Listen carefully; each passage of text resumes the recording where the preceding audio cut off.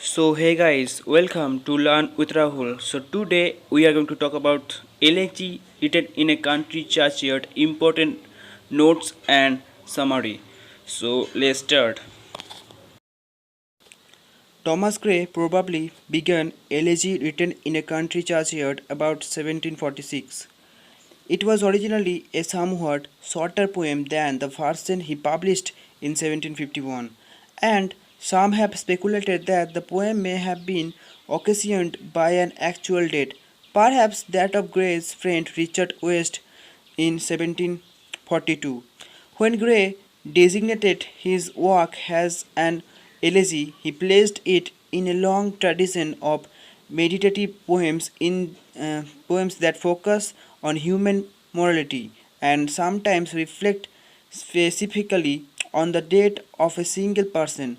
By setting his meditation in a typical English churchyard with mounds, gravestones, and yew trees, Gray was also following a tradition. Some of the most popular poems in the middle of Gray's century were set in graveyards and meditated on death. Elegy written in a country churchyard is cast in four-line stanzas or quatrains, in which the first line rhymes with the third, the second with the fourth. This AB pattern at this time associated with elegiac poetry gives the poem an appropriately stately piece. The last three stanzas are printed in italic type and given the title the epitaph. In the first three stanzas, line 1 to 12, Gray sets the scenes for his private and quiet meditations. He is far from the city and looking out from a country churchyard at rural scenes. But the sights and sounds of this rural world of men and beasts fade away. Although the scene is beautiful, life is not joyous, and Gray reflects that this day dies just like the one before it. As the plowman plods wearily home, the poet is alone, but he is not tired. The text gives a sense of the vitality of his solitude, of the stillness of the scenes by describing the few things that remain to disturb it: the tinkling of the cattle who have returned home, the drone of the beetle, and the sound of an owl from the church tower. This owl, a moping, secret, solitary ruler over the churchyard since ancient times, strikes an ominous note and protests that the poet is challenging its reign. With these descriptions, Gray creates the backdrop for his melancholy reflections about eternal truths. In the next four stanzas, line 13 to 28, Gray uses the churchyard scenes to invoke important images. The strength of the elm's dead as symbolized by the grapes, and the comfort provided by the ewes shedding bodies that sleep. The poet begins by reflecting that death for the humble and lower class means a cessation of life's simple pleasures, waking up to the songs of birds, sharing life with a wife and children, and enjoying hard and productive work. Gray reflects notion and the ultimately death of young people, but on the death that comes after a normal lifespan. In the next stanzas, line 29 to 44, the poet addresses the upper classes, those with ambition, grandeur, power, nobility, and pride, and exhorts them not to mock the poor for their simplicity or for not having elaborate statues on their graveyard memorials. He tells the living upper classes, perhaps the people Gray envisions as his readers, that ultimately it does not matter what glory they achieve or how elaborate a tombstone they will have, they will die just like the poor. The eight stanzas, line 45 to 76, that follow provide the central message of the poem. The poor are born with same natural abilities as members of the upper classes. Who can say what humble people might have accomplished in the great world had they not been constrained by their condition and their innate powers not been frozen by chill penury? Gray implies that the innocence and beauty of the souls wasted in their isolated rural environment and resembling hidden deserts and ocean caves could have flourished in better circumstances, full many a gem of purest race scenery. The dark unfathomed caves of ocean bear full many a flower is born to blush unseen and waste its sweetness on the desert air. The churchyard graves may also contain the remains of a person who had the ability to become a great scholar, a generous national leader, or a man who could have been a great poet, but it is in the end no more than a mute, inglorious Milton. Gray goes on to speculate, however, that poverty may have prevented some dead men from doing not good but evil. Now death has made them, unlike Oliver Cromwell, guiltless or shedding blood. They have not been able to slaughter, to refuse mercy, to lie, or to wallow in luxury and pride. Far from the ignoble strife of the great world, the village people have led sober and noiseless lives.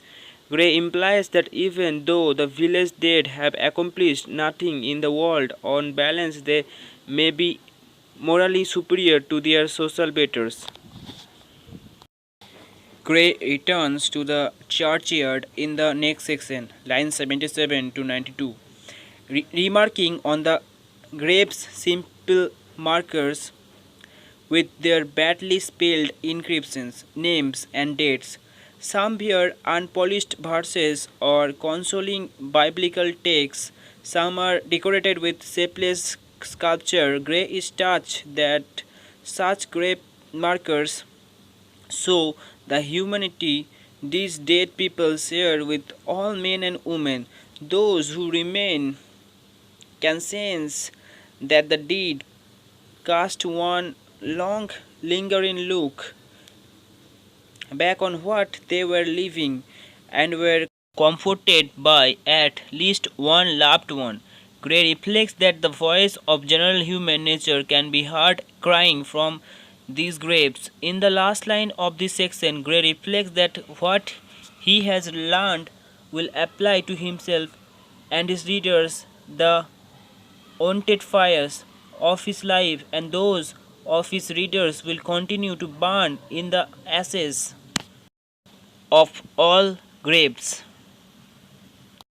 This more personal line provides a transition to the next six stanzas, line 93 to 116, where it seems that Gray is addressing himself when he writes for thee, who mindful of the unhonored dead dost. In these lines their articles still relate.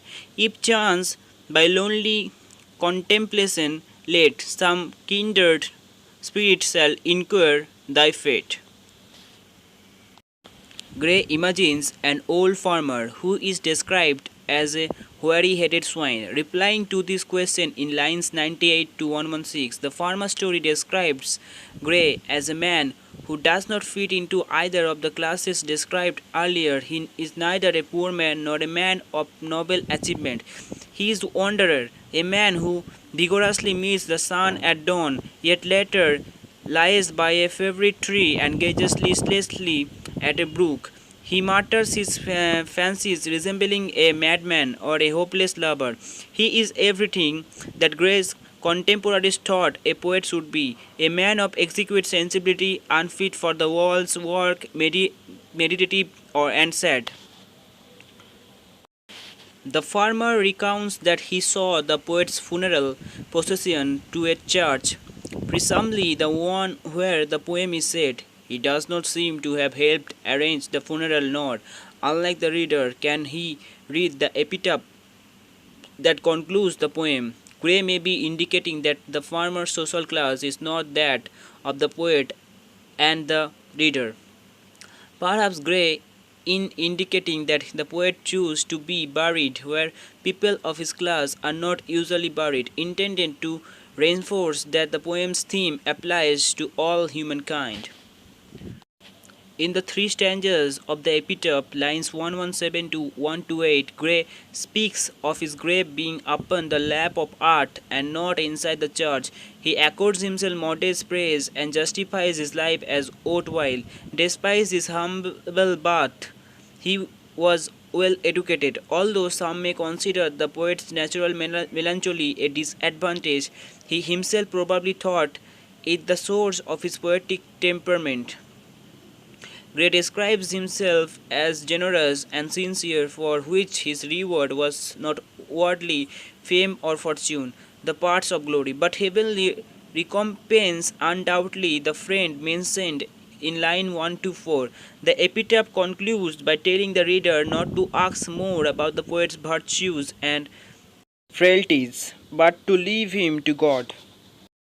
Elegy, written in a country churchyard, moves from a meditation, a particular place upon the graves of the poor, to a reflection on the morality of all humankind and on some of the benefits of being constrained by poverty. The poem alludes to the wish of all people not to die and to the ways in which each is remembered after death. Gray concludes by imagining his own death and how he hopes to be remembered. If this progression of thought is not entirely logical, it is all the more understandable. One reason for the long popularity of Gray's elegy lies in the universal chord. He managed to strike not only with the thoughts he expressed, but perhaps even more important, with the progression he gave those thoughts. Beyond that, the poem contains some of the most striking lines of English poetry. So that's all for today, guys. Don't forget to like, share and subscribe to my channel. Your subscription will be a big motivation for me. So love you guys. Take care. Bye. Over and out.